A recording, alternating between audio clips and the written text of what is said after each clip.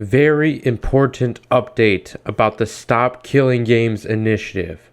There is a good chance that we are under attack from major game publishers and their lobbyists because they are trying to stop you from having the right to play your game at the end of life.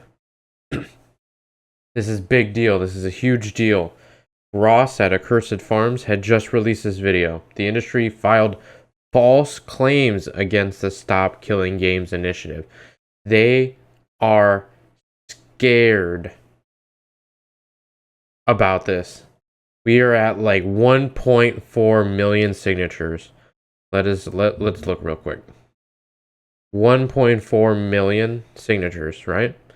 1.4 million signatures. They are scared. You guys might have seen the different game companies talking about this. And we got a video by Ross. We need to spread the message about this. Hey, you know that saying, it's not paranoia if they really are out to get you? Well, I have another video I do not want to make, but I probably should. And this one is newsworthy, especially for me. I have behind-the-scenes news on the Stop Killing Games campaign.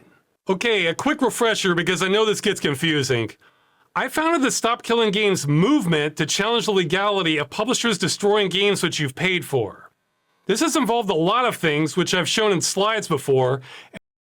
Things that the Stop Killing Games has done. Action: submit complaints to the European Consumer Sentries Network for multiple countries. Result: dead end, no consistency at all from offices. Dead end, said the provinces will have to deal with it. Ongoing, issue escalated at the agency, decision pending. Issue escalated to the highest level of the agency, decision pending. Ongoing, still processing, but likely get deferred to DGCCRF. Said they won't act, so there could be a violation. Failed due to us requiring sales figures on the crew. No response. Threshold cleared. Awaiting response. Ongoing. This is like nothing. Or sorry, that's not what I mean. This is a lot of like different actions that just turned out to not go anywhere. People just don't care. And that includes assisting with the European Citizens Initiative, which is the biggest thing going on with it right now. All we need to do is wait on our generation, my generation, to take office, and finally we will have a gamer generation of corrupt assholes that are in office, but at least at some point they were a gamer. And then this shit, people will care. And then people in fucking office will start caring. However, I am actually not the founder of the European Citizens Initiative. That would be a group of volunteers whom I'm in touch with. I'm ineligible to have an official role in the initiative. I'm just a major promoter of it. Okay. It's always been something. Oh my god, I just poked the fuck out of my eye. That's part of why it's called the Stop Destroying Video Games Initiative instead of the Stop Killing Games movement. Ow. Oh, my fucking eye, dude. I hit it right with my fucking fingernail. Alright, I'll just champion through it. So with that in mind, it was recently shared with me that the Stop Destroying Video Games initiative has received a serious accusation from an anonymous source. The EU Commission relayed a complaint of it committing 2 violations. Yikes! A false no-funding declaration and systematic concealment of major contributions. What? This declaration appears fundamentally incorrect based on publicly documented evidence of substantial undisclosed professional contributions to the campaign. Well, this is all news to me, but I don't know everything that's going on with the initiative. Okay. What's this about? Oh, it's about me! I'm the evidence, everyone! Oh, shit. What do we have here? A quote: there have been many weeks on the campaign where I've been working 12 to 14 hours a day to keep things moving to get signatures. Okay. Damn straight I have, that is true. I've been running a rickshaw carrying people to the destination. Yes, I did say those words. Uh-huh. It's unclear to me if the accuser thinks I've literally been running a rickshaw service or not. And you know what? I'm not going to tell them. They can guess that for themselves. They're doing a lot of guessing in this. You'll see. Media interviews identifying me as handling the standard day-to-day work of running the Stop Killing Games initiative and described as the primary strategic decision maker and public spokesperson throughout the campaign. Okay, this is reaching. Since I apparently need to spell it out, when I say the initiative will do this or will do that, that's me assuming the initiative members are on board with what I'm saying and me taking my best guess. Okay. I've even said before on video, the initiative members are not a hive mind. They can disagree with each other, including me. They certainly listen to my... I will say though, and this is just me being ignorant of the fact, but I could have sworn that like he was in charge of this whole thing. Like that's why he was leading the signatures and stuff, is I assumed that he was in charge of this like entire like Stop Killing Games movement. I didn't realize that there was some overhead. My input, but the decision on literally everything about the initiative is theirs. If I don't like something but they do, then I just have to deal with it. Okay. I have no actual authority. Nobody in the initiative takes orders from me. But get ready, because here comes the clown accounting. 15 to 20 weeks of 12 to 14-hour days. Holy shit. That's a conservative? 15 hours a week? It's interesting that they call this a conservative estimate. Or sorry, 12 to 14 hours. Because they're making these numbers up. Oh my God, They may as dude. well be reading tea leaves. It's true I think I've spent that many hours a day working on this campaign. For That's some crazy. Weeks. But 15 to 20? That would have killed me. I was about to say, Some that would weeks were kill this you. high. Others, it was anywhere from 0 to 4 hours a day. I don't know. You know why I don't know? Because I never track my hours. Why would I? Yeah, why would he?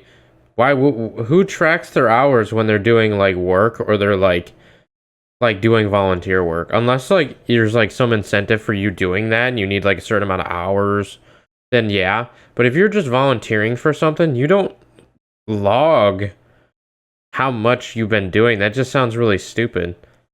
You just do what you can. There's like 3 hours here, 4 hours here.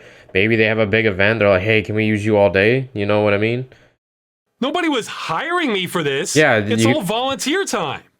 The only reason I said 12 to 14 is because there were plenty of days where I would wake up, work the whole time, then go to bed, minus eating, exercise, and essential chores. And those dates make me batty. I hate working that much. Holy crap, But I dude. am impressed that they think they know my hours better than I do. Oh, but here's the good part. Professional rate, 50 to 75 euros an hour. Oh my God. God. Maybe that would mean something if I was a professional who had a rate for anything. Minimum estimated value, 63 to 147,000 euros. Oh, yeah. Okay, this one annoys me a bit because their low end, 63,000 euros, is more money I've made in any year in my entire life. Same, brother. Same. I am not pushing anywhere close. Same, dude. Oh my God, I feel it. I feel you. I was under the assumption that he didn't get paid to do this, so they're making up shit. Though, hey, I'm sure all kinds of people are worth more if they make up numbers about how much they should be getting paid from imaginary sources. Yeah. But they're saying my volunteer work is worth that much. I deserve to get $1 million an hour, and I only want to work 30 hours a week, and I want to make $90 hours worth of money out of that. Yeah, thanks. That's how much I deserve it. That's how much I think it's worth. So by not reporting it, it's violating Article 17, yada yada. Their supporting evidence is media treating me as though I'm the leader and me saying I've worked a lot on this. Well, it's true, I have worked a lot on this. But I must have said publicly that I'm ineligible to join the initiative at least 50 times. He has said that. This may surprise the accuser, but sometimes game journalists get details wrong when reporting on something. 12 to 14-hour day commitment during many weeks far exceeds any reasonable volunteer threshold. Yes, true. Who are they to decide that working that many hours a day is far exceeds reasonable volunteer threshold? Have they ever heard of people that are constantly doing volunteer work? I have friends that do volunteer work for like multiple days at a time. They don't get paid to do it. They just do it. They're right about that. That isn't reasonable at all. I've hated this crap and I can't wait to work less on the campaign.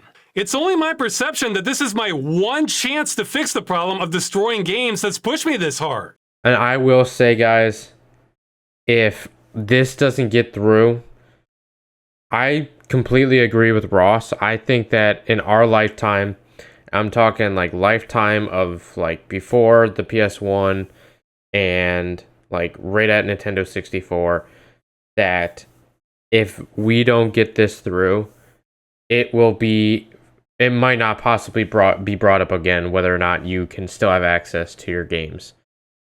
If this doesn't work, you're never going to be able to play certain games ever when we get older. If this fails to do something, we need to start somewhere, and I think this might be the only chance we get.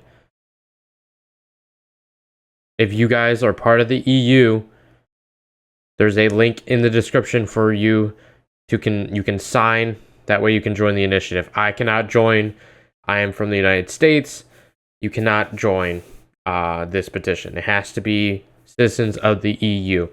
So if you are watching that, link in the description, okay? Go sign it. This shit is really serious.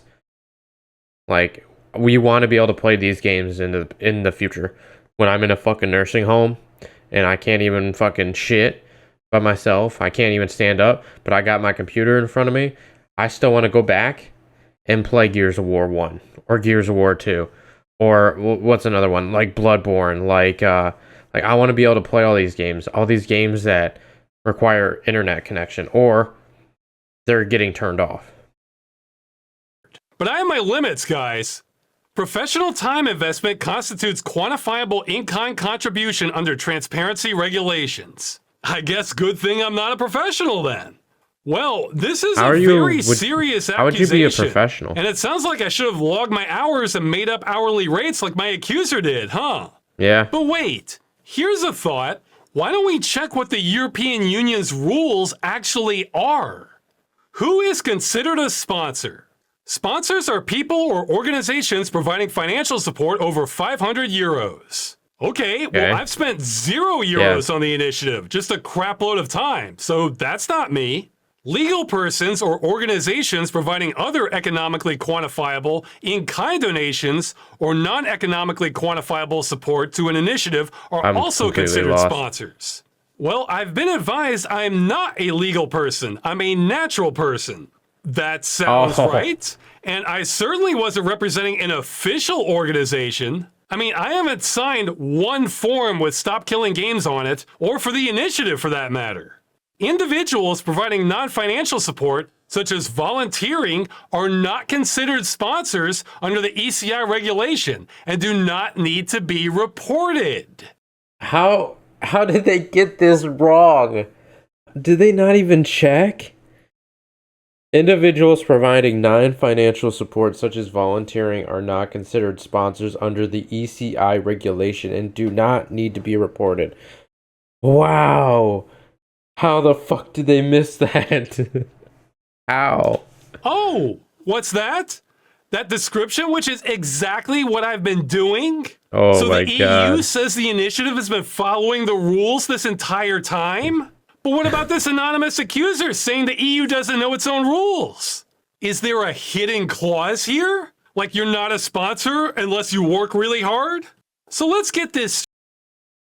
Dude, if Pirate Software was behind this, that would be so funny. I would love that. That would be hilarious.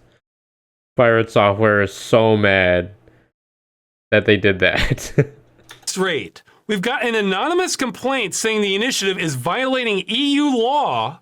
I'm apparently in charge of the initiative despite being ineligible to even join it, hence why my name is not on here. The accuser is making up how many hours I've worked on this and are making up imaginary money amounts I've supposedly donated in kind, and their claims directly contradict the EU's own laws on this. And hey, plot twist, there's something I didn't tell you. The official organizers literally asked EU representatives if it was okay for me to assist them in the capacity I have been back in spring of 2024. Just to make sure everything was above board in case there was a problem or we needed to report anything. Smart. They said what I've been doing is fine. We've been doing this by the book, guys. So where did this complaint come from? Well, we'll never know. It's anonymous. But let me ask you, does anyone think this is just some concerned citizen acting independently here? No. I mean, pretend all of these accusations were true. Would that end the initiative? Could. Maybe. I don't know. Someone was gunning for us. This is a shot across the bow. Now again, this complaint is anonymous, so I'm not accusing anyone. I don't know who wrote it. But I'll just say the timing of this is awfully hot on the heels of an industry lobby group giving some very bad statements about the movement. In some cases, I think outright lying about it. But I don't know if it was them. Maybe it was a different lobbying group. You don't know. Or maybe it was just some political hatchet man hired by the industry. But someone was trying to kill the initiative. Yeah. Filing paperwork to the European Union. And this won't be the only one, guys. I gotta be realistic. It won't be the only one. You don't realize how much game developers don't want this to go through. They don't want to be told what to do. They don't want to be told they have to follow another regulation. They don't want it. They don't even want it. They want to not do it that way. Guys, it's not going to be the only one. Like, something's going to come up. Somebody's going to do something. Accusing the initiative and myself of violating the rules, maybe even committing a crime, I'm not sure. That's no small thing. No. This is the industry playing dirty now. It reminds me of Battleship. They took a shot hoping my battleship was here when it was actually here. So they missed, but I sure felt the splash. So why am I telling you all this? Well, this has me a little worried. I mean, this complaint doesn't scare me. We followed the rules and they made up the charges. I mean, hell, if they hadn't put appears fundamentally incorrect, this might have been borderline libel against me. But the fact that first we have the industry lobbying against us, then we're getting this attempted shot at us behind closed doors, makes me concerned about what's coming next. I mean, I haven't done anything shady that I'm aware of, but maybe that doesn't matter. If they can't find a real angle on us, maybe they'll make more things up. Maybe serious things. Yeah. At the rate we're going, I'm expecting the next news to be a Photoshop of me in a parking garage doing a handoff with a briefcase full of money. Now, what I've been told is if the industry can't kill the initiative, the next step is to throw so much dirt on us, they're members of Parliament it. start getting scared to support it. So just because this is only the second shot at us, that doesn't mean there aren't 20 more shots coming behind it. And I'm again reminded of how stupid this whole thing is when you consider what a comparatively low cost an end-of-life plan is. I bet whatever companies are spending on lobbying against us is more than it would cost them to have end-of-life plans for their games, especially in the future. When they can plan for it. I think a lot of end-of-life plans for games will be less than those imaginary euros I'm not being paid. But I don't know what's coming next, and it could get a lot worse than this. Who knows? I think it might. I am so out of my league on this. I have never been a political target before. That is probably insanely scary. To be a political target. They're trying to dig shit up on you and say shit about you or make shit up. Dude, that is fucking scary. Forget being a target of harassment on the internet, dude. Being a political target, I'm sure is way, way, way, way more scary. So this is all uncharted territory for me. Have you ever played a game that's getting harder and harder, and you can still keep up with it in the moment, but you're starting to think at the rate it's going, you're not sure if you can handle it in a level or two? Yeah. That's kind of the vibe I have right now. And for those of you who think I'm being paranoid, did you hear about that retro gaming I YouTuber who was did. arrested for reviewing modded So handheld fucking consoles? weird, dude. Oh, yeah. That doesn't hit close to home for me at all. I mean, I don't have any handhelds, so I guess I'm safe there. But what about abandonware? If I play an emulated Commodore 64 game, are they going to send the cops to my place as step 5? Gotta love the games industry. Yeah. But as of this moment, I still feel free to speak my mind, so I better make use of it. Here's the thing.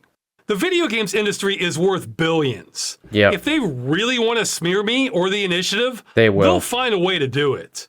We're lucky their attempts have been so bumbling so far. I mean, I just showed you how these claims are false because they're lying about how the law defines This my should actions. get dangerous quick. Video Games Europe was almost certainly lying about this claim, and it was irrelevant. Almost certainly lying about their liability here. They were either so obtuse they couldn't understand what we're asking for when Why providing continued support do not work for all games. it's spelled out for them, or they're lying about not understanding it. Take your pick. Oh, and this claim. This one is a bit clever because it can't be disproven. You could say this about anything. Like, I could say it's prohibitively expensive for me to make a paper airplane. And you might say, what are you talking about? A piece of paper costs what, 2 cents? And I could say, yeah, but that would curtail my choice. Because I want to make my paper airplane out of the Magna Carta, and that's priceless. Thus, it's prohibitively... The Magna Carta? Dude. Oh my but God. that would curtail my choice. Because I want to make my paper airplane out of the Magna Carta, and that's priceless. Thus, it's prohibitively expensive for me to make a paper airplane. I guarantee you that's the kind of logic they're using here if you were to really dig into the details. God. Oh, and let's let everyone know this lobby group isn't even representing its members that well. BeamNG says they weren't consulted by Video Games Europe and disagree with their statement and behavior. Even Epic Games. Yeah, What? that small company. You probably haven't heard. Epic Games hasn't lobbied or opinioned? What? Opined? I'm dumb. I guess our logo is on the picture above because we're a member of various trade organizations and some of them have lobbied or opined against the proposal. What?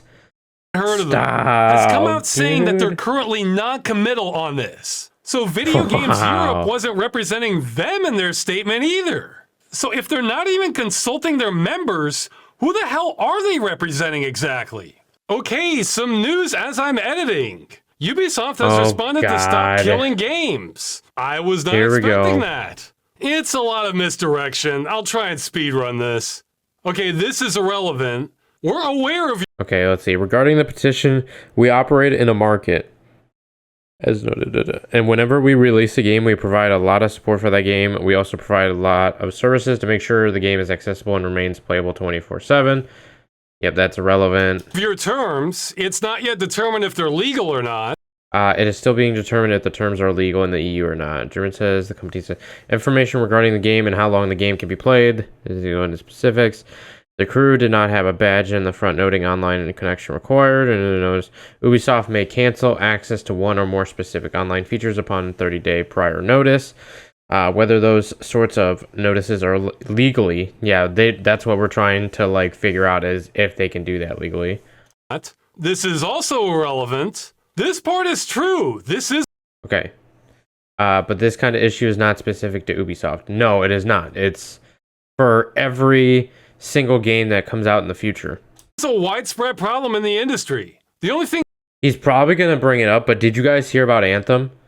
Literally when this thing hit the peak of signatures, 1.3, 1.4, EA dead gamed Anthem. And I'm going to tell you guys this.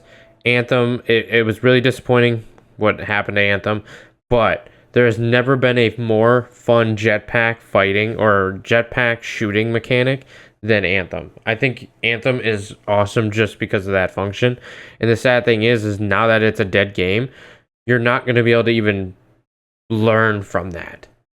unique to Ubisoft is they're trying to get away with this crap as a French company. Okay, even the EU Commission wouldn't commit as to whether these types of games are services or not when asked. So he can call these games services, but legally they might not be. Services tell you when they end. Yeah, they tell you when they end. And the endless support argument. Okay, I'm undecided. That's not what we're asking for.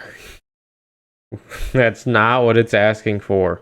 If this was a senior developer saying this, I would 100% call this misdirection. I mean, hey, this looks awfully similar to that comment from Video Games Europe about endless support. This could be the industry's new playbook. If they can pretend to not understand what we're asking for over and over again, maybe they're hoping that will change the narrative. However, this is a CEO saying this, so maybe he really doesn't know how these games work. Hey, if so, he wouldn't be the first CEO to not understand how his company's products work. So I can't tell if he's just trying to gaslight everyone, or if he just doesn't know how these games are made, so he thinks they would need endless support. I kind of hope he actually doesn't know. Anyway, the point here is there's a lot of lying and shady stuff going on from the games industry against Stop Killing Games. Yeah. And I guess now, me too. So if these attempts to shoot down the initiative keep happening, maybe assume the industry, which has been shown to be lying repeatedly, is lying again. And the whole point of their accusations is to make you forget the real issue, which is consumers are getting robbed by the industry. There are nuances to it, but the basic message is when you buy a copy of a game, you should get to keep it. Yes. And publishers shouldn't be able to destroy what you already paid for. Yeah. This concept is so basic, it's still a joke we even have to fight for this. Yep. So don't let the industry throw you off the scent, especially in the future. If something doesn't pass the smell test, push back. I say this because things could heat up so much that maybe in the future I'm not at liberty to give commentary or defend myself like this. I've managed to get in touch with a few political insiders that know more about how these attacks work than I do. I intend to follow their advice. Right now, my plans haven't changed at all. But if I just go really quiet on some topics in the future, then I'm telling you why right now. It will be because the attacks are getting so serious that me saying anything might be a liability somehow. I mean, remember, this was behind the scenes. Yeah. The industry didn't make this one public. So who knows what the next thing they're planning is. Now, hopefully, I'm overreacting and the industry won't keep escalating this. This was just them taking a couple pot shots at us, but I'm trying to prepare for a lot of scenarios. I mean, I knew there was a chance of something like this happening back when I launched the campaign last year. Yeah. That's one of the many reasons I never wanted to do this. At least this is just me trying to get the most bare minimum common sense regulation in the games industry, and not trying to be a whistleblower on the defense industry. That would be bad. Yeah. Okay, to end this on a lighter note, despite all this mess, we've been getting more and more support from European members of parliament. Here are some I've been informed of, though some of these I'm pretty late finding out. Marketa Gregorova's was from last year, actually, and had cool promotional art and everything. That is actually pretty cool. That's what, 4-bit color? But the big one is Nikolai Stefanuta, a vice president of European Parliament, throwing his weight behind the initiative and saying he signed it himself. Dude, it's an easy win. It's an easy win for politicians. It's easy. You know how major of an opinion it is to just say, hey, once you buy a game, that's it. They don't get to take it away from you. It's an easy layup for anybody that's a politician to be for this. Okay, I'm the wrong person to judge social media effectiveness, but 85,000 likes on Twitter would sound like a good day to me if I was a politician. Yeah. This is what I mean about easy wins for politicians, guys.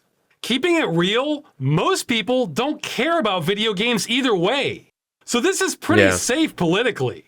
Yes, but for the people who do, Stop Killing Games is advocating for a very popular position that's in line with existing consumer protection laws. And it's narrowly focused. So this isn't going to cripple the industry either. The industry is fighting this because they'll fight anything that requires them to do something. Yep. Stop Killing Games is about as safe and popular as it gets in politics. And as a bonus, it's appealing to people who might not normally be involved in politics. That's an elusive demographic. And now's a good time to mention again that contacting members of European Parliament on the Internal Market and Consumer Protection Committee is probably the best thing we can do to push back. Though I've received conflicting information on which parties to contact and what subject lines to use. Oh boy. If you want to help, just try your best with contacting a representative of your country. Preferably someone who cares about consumer rights. Okay, that's it. I have no idea what's coming down the pipeline now, but all this resistance means we are throwing around some real power to fix things. Yeah. So let's keep at it. Hell yeah, dude. We got a fucking band together. Make sure you give Ross a like. Make sure you give him a sub. I've been watching him since the Baldies episode. And then I loved the Sonic Heroes episode with, I think his name is Cyber Show, I think. But I will make sure that you guys will have the links as well. If you're part of the EU, make sure you go sign it. It only helps us out. Appreciate you guys. And then I will see you guys later. All right.